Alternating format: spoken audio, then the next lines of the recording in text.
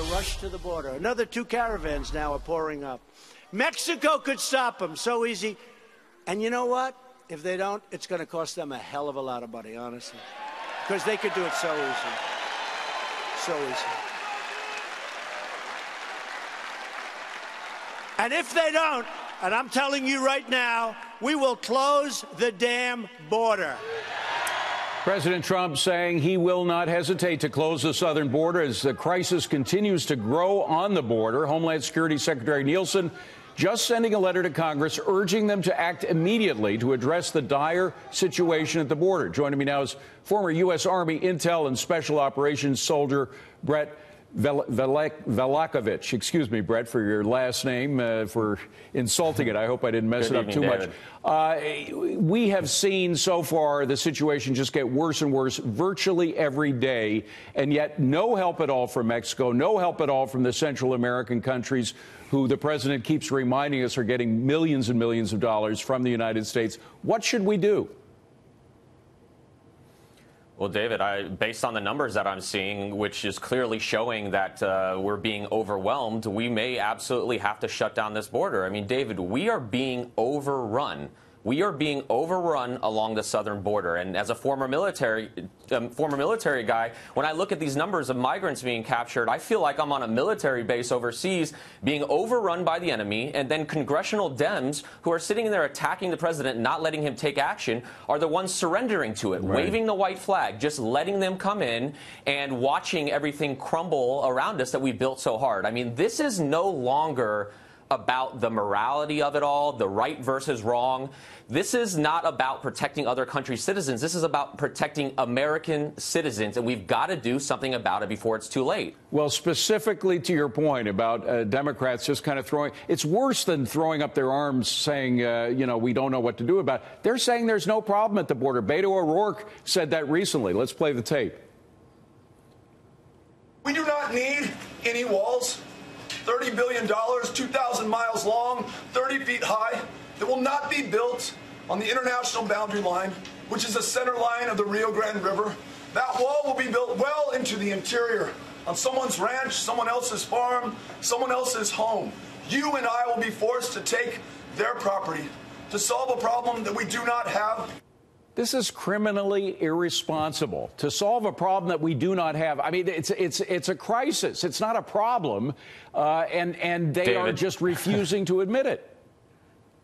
This is a joke. I mean, this crisis has strained nearly every aspect of U.S. operations along the border, from medical costs to immigration court to everything. It is straining that, okay? And let's look at this from just purely a business standpoint, okay? Illegal immigration cost U.S. taxpayers $134 billion last year alone, but yet illegal immigrants only provided $19 billion back in state, local, and federal taxes. And that's just absolutely ridiculous. You we know, are the being president, strained. Brett, forgive me for interrupting, but the president is speaking to this matter. Let's just go back live. Border policies Sure. are truly a betrayal to the American people. This is dangerous. What's coming into our country is dangerous. To defend the United States of America, I deployed the United States military. I got thousands of troops. Right now we have about 4,000 troops on our southern border, and they're fantastic. And think of it. For years, we defended the borders of foreign countries, but we don't want to defend our own border. Think of how crazy this is. We're defending borders of countries that are 6,000 miles away, that many of you have never even heard the name of these countries, but our southern border, our border along Mexico, where we have a lot of problems, and drugs, and human traffickers, and child traffickers, and all of this coming in, we don't want to defend our border. Think of that, how crazy that is. So now we are defending our borders for our country and the people of our country. In the last 2 years alone, ICE officers, we love ICE, have made, listen to this though, 266,000 arrests of criminal aliens. Who the hell wants to do that? You don't want to do it, right? You like what you're doing, making cars, right? I like making cars, I think, better too. But they like it. That's what they do. They're great at it. Including those charged or convicted of nearly 100,000 assaults, 30,000 sex crimes, 4,000 kidnappings, and 4,000 murders. Okay? We got them. They got them. How about if you don't get them? How about if you leave all of those people, just leave them? You know what that means for our country? But Democrats want to abolish ICE. They want to get rid of these very great patriots, these very tough people that love our country as much as anybody I've ever seen. They want to set violent offenders free, and directly they will be coming into your communities. We're not going to have it. We're not having it. We want our country to be a sanctuary for law-abiding Americans, not for criminal aliens. Right?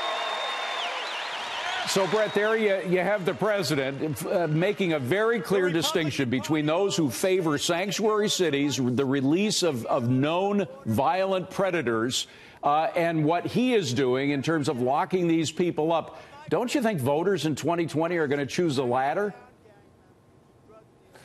The numbers prove that Americans want border security, and the president could not be more right in this case. We need to protect our borders. We need to get more military down there, becoming a force multiplier for our Border Patrol agents that the president is clearly supporting. His job is to keep Americans safe, and he's doing it to the best of his abilities. I mean, this should not even be a political issue. This should not be a right versus left issue. The numbers are clear. 13,000 migrants were in custody this last week alone. CBP, the commissioner there, made it very clear this was overwhelming the system. And who's going to pay for that?